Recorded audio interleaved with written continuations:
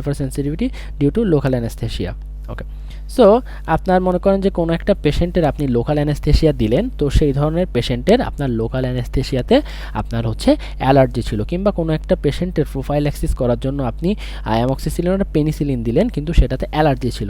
So এখান থেকে type 1 hypersensitivity reaction হয়ে আলটিমেটলি অ্যানাফাইলেকটিক শক হইতে পারে। ঠিক আছে, অ্যানাফাইলেকটিক শক হইতে পারে। সো এটা কীভাবে হয় চলেন আমরা দেখি। সো আপনি মনে করেন যে কোনো একটা পেশেন্টের লোকাল অ্যানেস্থেটিক সলিউশনটা দিলেন, দেওয়ার ফলে কি হলো, লোকাল অ্যানেস্থেশিয়াতে অ্যালার্জি ছিল, যেটার ফলে আলটিমেটলি টাইপ 1 হাইপারসেন্সিটিভিটি হলো। এই টাইপ 1 হাইপারসেন্সিটিভিটির রেসপন্স হিসাবে কি হলো, মাস্ট সেল, যেটা মাস্ট সেলটা ব্রেকডাউন হলো। সো আমরা জানি মাস্ট সেল যদি ব্রেকডাউন হয় এখান থেকে সেরোটোনিন এবং হিস্টামিন সিক্রেট হলো। সো আলটিমেটলি সেরোটোনিন এবং হিস্টামিন সিক্রেট হওয়ার পরে যেটা হলো সেটা হচ্ছে আমাদের নর্মাল যে ভ্যাসোমোটর টোন, হ্যাঁ, নর্মাল ভ্যাসোমোটর টোনটা নষ্ট হয়ে গেল।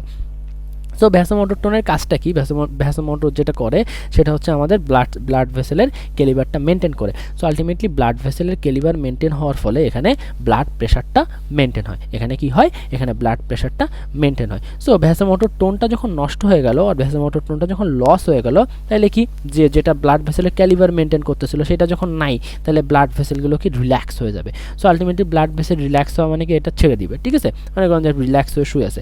সো ব্লাড ভেসেল রিল্যাক্স হওয়ার ফলে এখানে কি হবে, ভ্যাসোডাইলেশন হওয়ার, ভেসেলগুলো নর্মালি এরকম ছিল, মনে করেন যে নর্মালি ভেসেলটা এরকম ছিল, ডায়ালেট হওয়ার পরে ব্লাড ভেসেলটা এরকমভাবে বেড়ে গেল।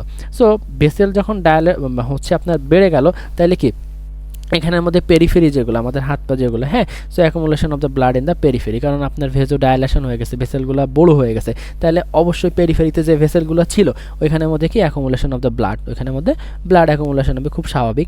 সো পেরিফেরিতে যখন আপনার ব্লাড অ্যাকুমুলেশন বেশি হবে, নর্মাল থেকে ব্লাড অ্যাকুমুলেশন যখন বেশি হবে, তাহলে ভেনাস রিটার্ন যখন হবে, দ্যাট মিনস হচ্ছে ওটা যখন আবার ফিরে আসবে আমাদের হার্টে, হ্যাঁ, ভেনাস রিটার্ন মানে কি হার্টে তো আবার ফিরে আসে। সো এটা কমে যাবে, কারণ হচ্ছে যদি কম থাকতো সেটা ফিরে আসতে হতো, বেশি আসে তাহলে তো আসতেও তো প্রবলেম হবে, তাই না। সো আলটিমেটলি ভেনাস রিটার্ন কমে যাওয়া মানে কি, হার্টের আমাদের যে স্ট্রোক ভলিউম, যেটা স্ট্রোক ভলিউমে কমে যাবে। আলটিমেটলি স্ট্রোক ভলিউম কমে যাওয়ার অর্থ কি, কার্ডিয়াক আউটপুট কমে যাবে। কারণ হচ্ছে কি, কার্ডিয়াক আউটপুট সমান কি, কার্ডিয়াক আউটপুট সমান আমরা জানি যে stroke volume into heart rate, stroke volume into heart rate.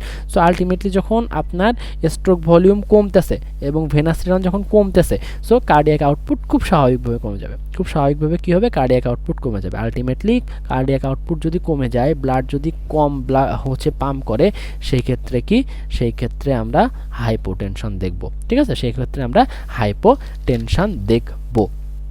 So এটা ছিল, আপনি যদি হচ্ছে ইয়া করেন, কোনো একটা পেশেন্টকে অ্যালার্জি আছে কিনা সেটা না জেনে দেন, তাহলে আলটিমেটলি এখান থেকে একটা সিভিয়ার কন্ডিশনে চলে যেতে পারে। কিন্তু কিভাবে বুঝবেন, হ্যাঁ, তাহলে একটা আর্লি সাইন একটু আমরা বলে দেই যে আর্লি সাইন কীভাবে বুঝবেন। তাহলে লোকাল অ্যানেস্থেটিক সলিউশন আপনি প্রথমে না দিয়ে অল্প একটু, প্রথমে পুরোটা না দিয়ে অল্প একটু দিয়ে চেক করতে পারেন। সো অল্প একটু দিয়ে যদি চেক করেন, কারোর যদি লোকাল অ্যানেস্থেটিক সলিউশনে অ্যালার্জি থেকে থাকে, তাহলে তার কি হবে, তাহলে তার হচ্ছে ফ্লাশিং, হ্যাঁ, ফ্লাশিং কিংবা হচ্ছে ইচিং দেখতে পাবেন। তাহলে তার আপনি কি দেখতে পাবেন, ফ্লাশিং কিংবা ইচিং।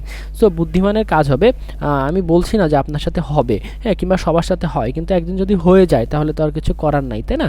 সো বুদ্ধিমানের কাজ হবে যে হচ্ছে প্রথমে অল্প একটু লোকাল অ্যানেস্থেটিক সলিউশন পুশ করে দেখা যে পেশেন্টের হচ্ছে ফ্লাশিং হচ্ছে কিনা, হ্যাঁ, এবং পেশেন্টের হচ্ছে ইচিং হচ্ছে কিনা। ঠিক আছে, এভাবে আমরা কি করতে পারি, এভাবে আমরা এটাকে প্রিভেনশন করতে পারি কিংবা এটা থেকে বাঁচতে পারি। এবং যদি হইলে কি হবে সেটার ম্যানেজমেন্ট তো আমরা পড়বো ইনশাআল্লাহ। ওকে, সো চলেন আমরা নেক্সট টপিক।